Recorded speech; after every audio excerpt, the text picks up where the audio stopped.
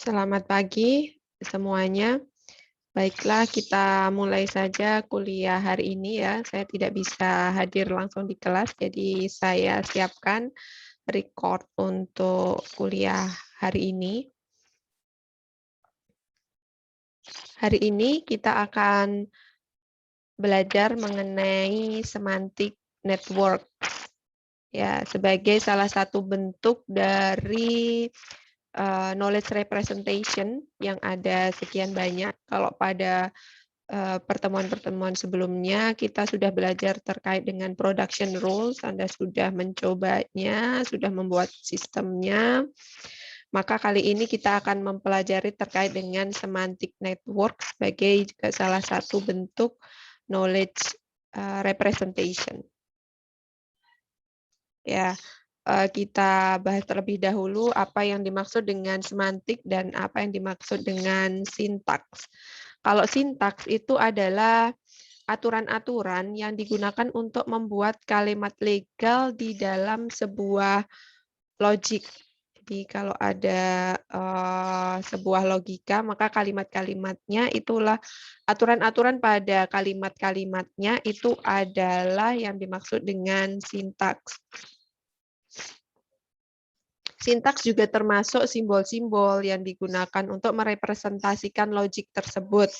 Misalkan kalau kita sedang berbicara terkait dengan sebuah bahasa, baik itu bahasa Inggris maupun bahasa Indonesia, yang dimaksud dengan sintaks itu adalah huruf-hurufnya, kemudian tanda-tanda bacanya, seperti itu. Itu yang dimaksud dengan sintaks. Dan juga sintaks itu termasuk bagaimana kemudian kita bisa mengkombinasikan simbol-simbol tersebut seperti huruf, angka, tanda baca itu menjadi sesuatu kalimat. Nah, sedangkan semantik itu apa? Semantik itu adalah bagaimana kita bisa mengartikan atau bagaimana kita bisa memahami, membaca kalimat logik yang sudah dibuat dengan menggunakan sintaks tadi. Jadi misalkan sintaksnya adalah saya sedang mempelajari semantic network, seperti itu. Maka arti dari kalimat tersebut, saya sedang mempelajari semantic networks, itu adalah yang dimaksud dengan semantik. Arti dari setiap kalimat gitu ya, bukan hanya kata, tetapi dari kalimat itu artinya apa. Misalkan di sini diberikan contoh gitu ya. Every rose has a thorn. Setiap mawar itu akan memiliki duri. Secara sintak kalimat tersebut benar. Karena misalkan ada aturannya. Aturan dalam kalimat bahasa Indonesia maupun bahasa Inggris itu harus SPO, subjek, predikat, objek. Subjeknya sudah ada, yaitu every rose, predikatnya has, objeknya thorn. Itu sudah ada, sudah valid, sudah benar. Lalu, apakah dia bisa dimengerti? Ya,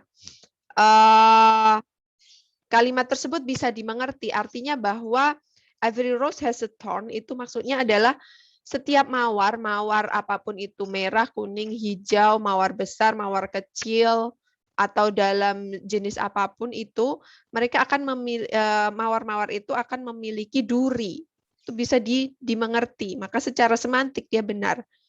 Kalimat ini akan memiliki makna salah jika ada counter example-nya, misalkan white rose doesn't have a thorn. Mawar putih itu nggak punya duri. Maka kalimat tersebut maknanya akan menjadi salah. Semantiknya akan menjadi salah. Jadi sintaksnya benar, SPO, sudah sesuai dengan aturan sintaks, tetapi maknanya atau semantiknya itu menjadi salah. Karena nggak semua rose itu memiliki duri. Ternyata white rose itu tidak memiliki duri. Maka semantiknya itu menjadi salah. Itu yang dimaksud dengan perbedaan antara semantik dan dengan sintaks. Kalau sintaks itu rule-rule dari kalimatnya, sedangkan semantik itu adalah artinya.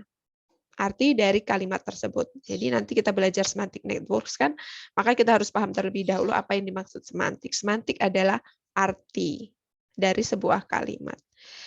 Ya, ini adalah salah satu contoh dari semantic net yang akan kita pelajari. Di sini ada living thing, human, animal, bird. Nah, itu adalah objek-objeknya. Kemudian di antar objek itu akan dihubungkan dengan sebuah garis. Nanti Anda akan mempelajari ada garis direct atau undirected. Jadi ada arahnya atau tidak, itu bisa digunakan pada sebuah semantic net. Nah, ini yang menunjukkan relationship atau hubungan antara satu objek dengan objek lainnya. Misalkan di sini adalah human is a living thing. Animal is a living thing. Bird is a living thing. Living thing can memiliki property, breathe, eat, seperti itu. Nah, human memiliki property 2 legs. Manusia memiliki 2 kaki. Nah, human nanti ada man is a human, woman is a human. Berarti nanti akan memiliki properti yang sama seperti human, memiliki 2 legs. Dan mereka juga adalah bagian dari living thing yang bisa breathe and eat, yang makan dan bernafas. Nah, kemudian ada instance. Ada instant dari man itu ada yang namanya John. Nah, itu nanti Anda akan mempelajarinya satu persatu. Sekarang kita lanjut langsung ke semantic net. Apa yang dimaksud dengan semantic net? Semantic net merupakan knowledge base. Nah, kemarin kita sudah mempelajari terkait dengan knowledge representation. Knowledge representation itu selanjutnya nanti akan digunakan untuk membangun sebuah knowledge base. Salah satunya itu adalah semantic network. Semantic network itu adalah knowledge base yang merepresentasikan hubungan semantik antara konsep yang ada pada suatu jaringan atau network. Nanti bentuk hubungannya bisa berupa directed graph atau undirected graph. Jadi semantiknya itu bisa dalam bentuk directed, ada panahnya, atau undirected graph. Vertex-nya atau nodes-nya nanti akan merepresentasikan konsep, objek, atau situasi. Sedangkan edge-nya atau link-nya akan merepresentasikan hubungan antar konsep tersebut. Jadi sudah diberikan contoh gitu ya. Ada objek living thing, kemudian ada human, bird, animal, dan seterusnya. Kemudian ada edges atau relasi yang menghubungkan linknya antara satu objek dengan objek lainnya. Misalkan human is a living thing, bird is a living thing. Seperti itu. Itu yang dimaksud dengan vertex atau node dan edges-nya. Nah, pada konsep semantic network ada yang disebut dengan kelas. Apa itu kelas? Kelas itu menspesifikasikan properti yang sama dari beberapa instan. Jadi ada beberapa instance. Nah, kalau mereka memiliki properti yang sama, maka itu direpresentasikan dalam bentuk kelas. Kelas nanti mendukung klasifikasi hierarkikal. Ada konsep yang namanya superclass dan ada konsep yang namanya subclass. Subclass merupakan versi yang lebih khusus dari superclass-nya. Tiap subclass akan mewarisi operasi dan atribut dari leluhurnya atau dari superclass-nya. Konsep ini sebenarnya sudah Anda pelajari juga dalam PBO mungkin ya harusnya. Terkait dengan superclass, subclass ini sama konsepnya seperti itu. Jadi pada semantic network juga dikenal yang namanya superclass dan subclass. Subclass mungkin memiliki operasi dan atributnya sendiri yang tidak dimiliki oleh leluhurnya. Jadi penciri khusus yang berbeda dari subclass yang lainnya itu nanti akan dimiliki, tidak akan dimasukkan, pencirinya itu tidak akan dimasukkan ke superclass, tetapi akan dimasukkannya ke subclassnya. Yang kedua ada konsep yang namanya objek atau instance. Jadi kalau tadi kelas, yang di sini objek. Objek itu merujuk pada sesuatu yang teridentifikasi dalam model konseptual. Jadi kita bisa mengidentifikasikan sesuatu dalam sebuah model konseptual, maka itu disebut sebagai instance. Bisa berwujud seperti alat, benda, kemudian tempat. Nah, bisa juga tidak berwujud berupa konsep, konstruksi mental, dan lain sebagainya. Jadi misalkan ada objek human gitu ya, ada objek human, ada kelas human, maka nanti ada instance yang namanya misalkan Diana, kemudian Teddy,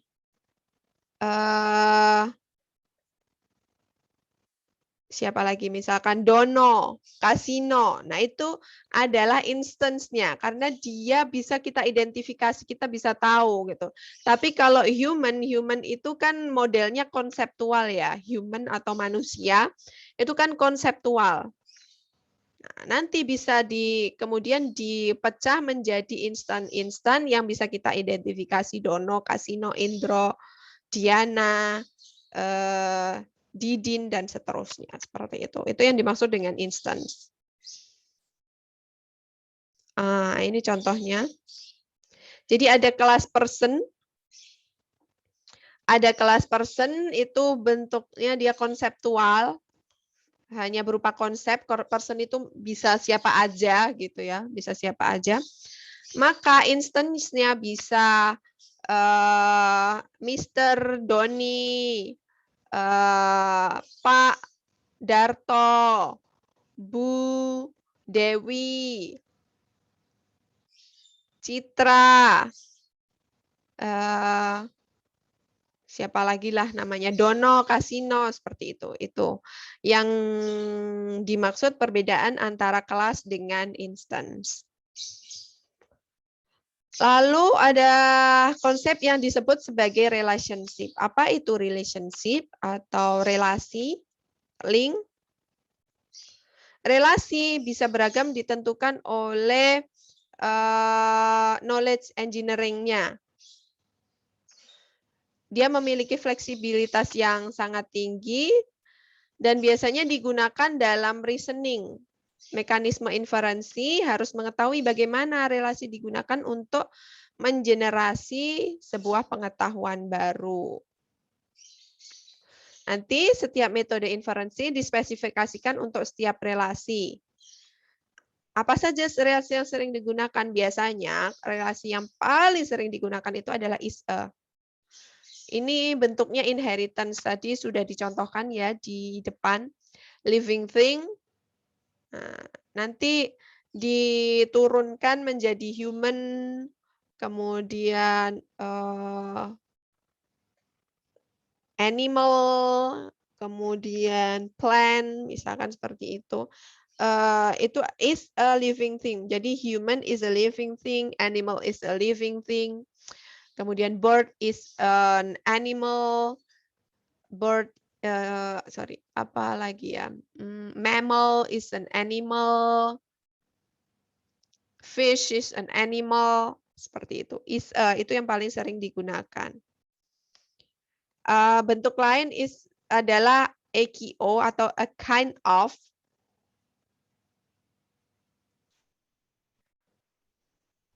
Selain itu juga bentuknya yang lain yang paling sering digunakan instant of atau ini dalam bentuk set membership. Misalkan tadi juga sudah dicontohkan John is an instance of man.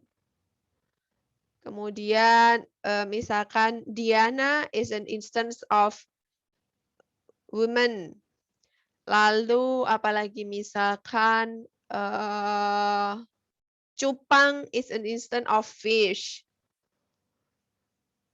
Apalagi cat is an instance of mammals. Seperti itu ya. Jadi ada is a dan ada a kind of dan instant of. Ada juga has a. Has a ini biasanya digunakan untuk memberikan atribut. Atribut misalkan tadi contohnya adalah living thing has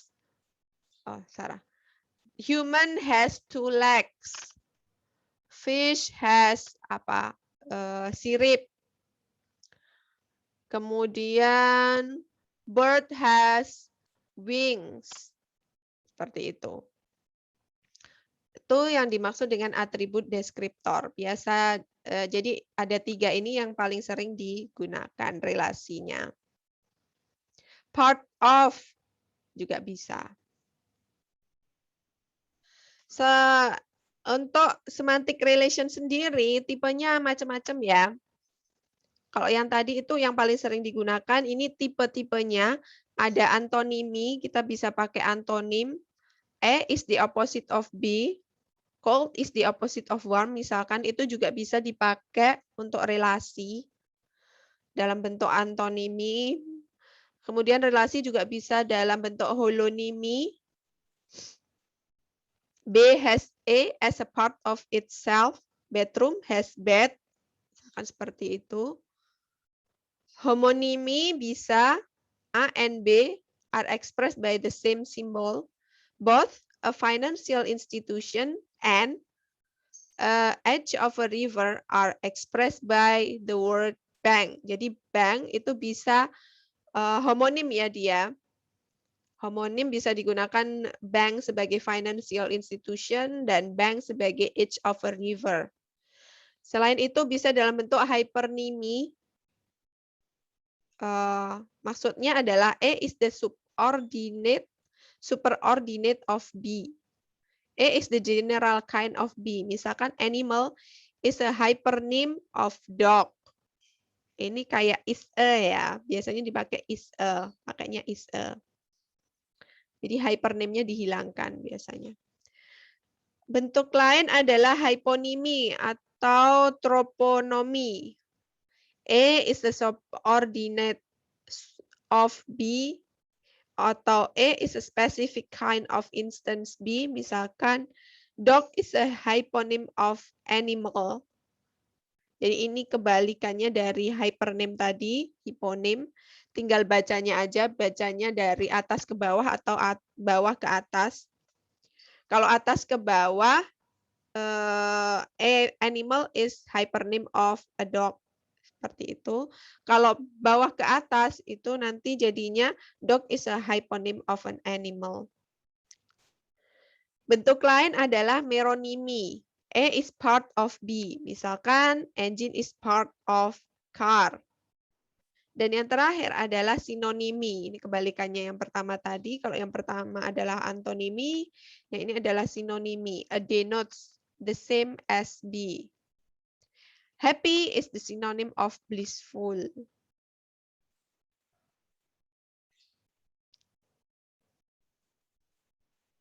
Seperti itu. Ini contoh. Jadi ada beberapa kalimat di sini. Tom is a cat. Tom caught a bird. Tom is owned by John. Tom is ginger in color.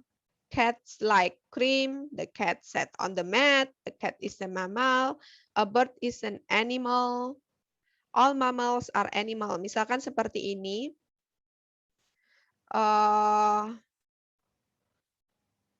Maka kita bisa membangun semantik netnya. Yang pertama misalkan Tom is a cat. Tom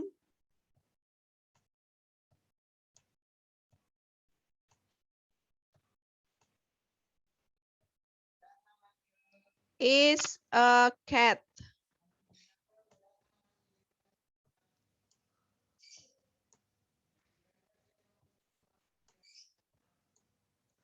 Ini ada dua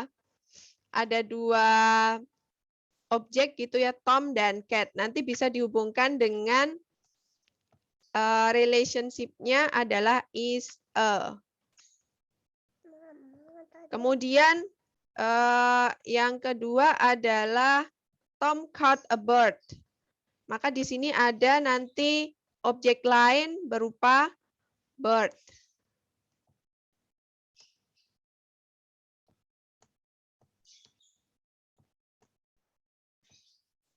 Nah, relasinya itu adalah caught.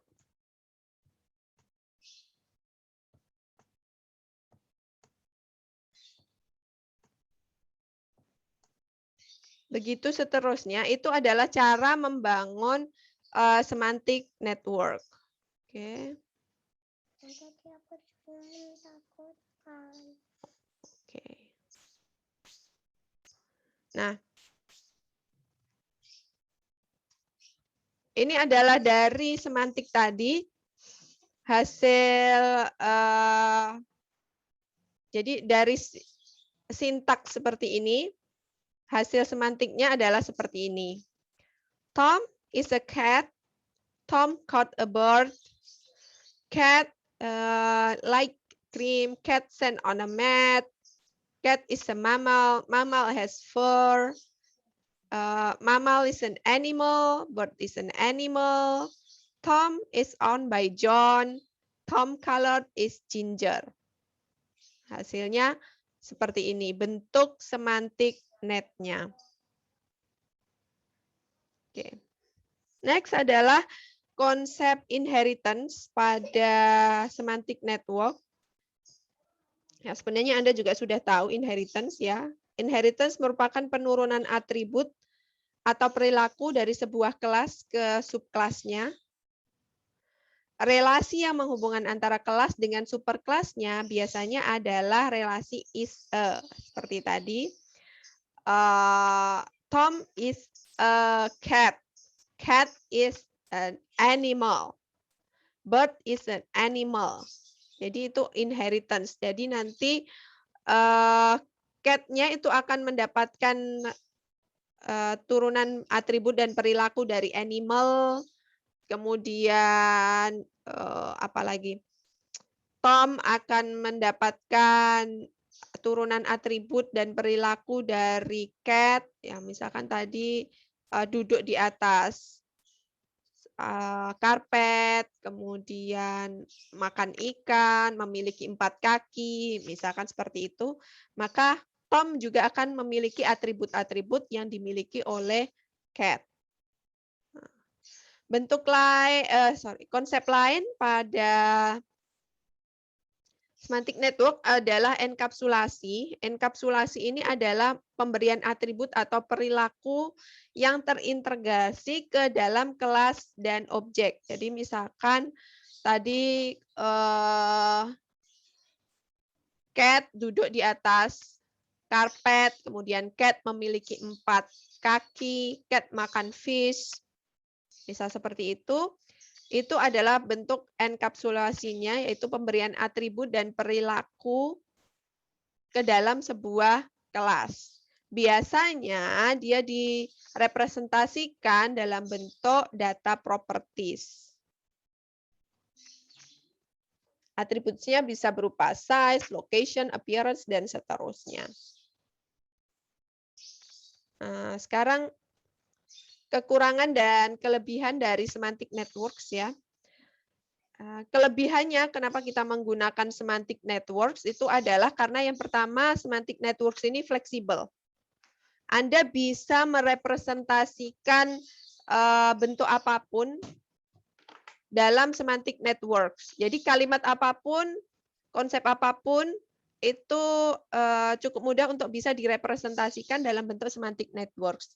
Yang kedua, kita gampang ngerti gitu ya dengan membaca objeknya, kemudian relasinya apa, itu kita sudah mengerti. Oh, ini artinya misalkan cat is a animal. Oh, maksudnya adalah cat itu adalah animal. Itu kan kita sudah mengerti. Kemudian yang ketiga, semantic network itu mendukung konsep inheritance atau pewarisan sifat. Jadi dari superclass itu akan diturunkan ke subclassnya, semua perilaku ataupun atribut-atributnya. Dan yang terakhir, dia juga merupakan cara yang alami untuk merepresentasikan knowledge. Karena dia sebenarnya kan memindahkan bahasa tadi ke dalam bentuk knowledge. Namun tentu saja dia memiliki kekurangan gitu ya. Yang pertama, kekurangannya adalah sulit untuk merepresentasikan perilaku eksepsional. Kondisi yang tidak normal itu misalkan tadi kan cat itu has 4 legs. Tapi kan ada kondisi tidak normal misalkan cat-nya ini habis diamputasi sehingga memiliki 3 legs, memiliki 3 kaki. Itu sulit direpresentasikan. Bagaimana cara merepresentasikan? Oh, misalkan si Tom ini kakinya cuma 3. Tom kan tadi kita balik ke contoh yang tadi aja ya. Tom is a cat. Cat memiliki 4 legs. Nah, ternyata Tom ini adalah cat, tetapi kakinya 3. Kenapa? Karena dia diamputasi. Kondisinya eksepsional, kondisinya di luar normal. Normalnya memang cat itu 4 kaki, tapi karena dia entah sakit atau ditabrak motor gitu ya, sehingga harus diamputasi kakinya menjadi cuma 3. Bagaimana merepresentasikannya? Itu kekurangan dari semantic net. Padahal sudah dapat turunan sifat dari cat-nya itu tadi ya. Seperti itu. Yang kedua, akan susah untuk merepresentasikan procedural knowledge. Jadi prosedural itu bagaimana, how to ya. Knowledge yang terkait dengan how to, bagaimana kemudian cara naik sepeda. Bagaimana cara memasak Indomie. Bagaimana cara memperbaiki TV. Nah, procedural knowledge itu sulit untuk direpresentasikan dengan menggunakan semantic network. Itu kekurangan dari semantic network. Untuk jenisnya sendiri ada 4 jenis dari ada 6 jenis semantic network, yaitu definisional, assertion, implikasional, executable, learning, dan hybrid. Tugas kalian selanjutnya hari ini adalah bagaimana Anda menjelaskan masing-masing dari ke-6 jenis semantic networks ini, serta memberikan contoh dari masing-masing semantic network ini. Jadi semantic network definisional itu apa maksudnya? Contohnya apa? Assertion itu maksudnya semantik yang seperti apa? Contohnya apa? Dan seterusnya sampai ke hybrid. Itu tugas untuk hari ini dikumpulkan di hari yang sama hari ini, nanti melalui classroom. Ya, menjelaskan dan memberikan contoh ke-6 jenis semantic network, definisional, assertion, implikasional, executable, learning, dan hybrid. Lalu mengupload filenya dalam bentuk PDF dengan nama file nrp_semantik ke classroom. Deadline-nya jam 3 hari Selasa ya. Sorry, salah tanggalnya ya. Oh benar, tanggalnya benar, hari Selasa hari ini jam 3 sore. Nanti silakan di-upload di classroom.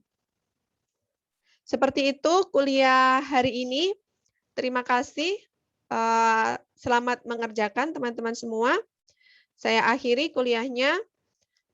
Untuk materinya saya akhiri yang saya akhiri materinya ya. Silakan dilanjutkan dengan mengerjakan tugas tersebut. Kita akan ketemu lagi minggu depan terkait bagaimana kita membangun semantic network tadi dengan menggunakan tools yang namanya Protege. Saya akhiri. Wassalamualaikum warahmatullahi wabarakatuh.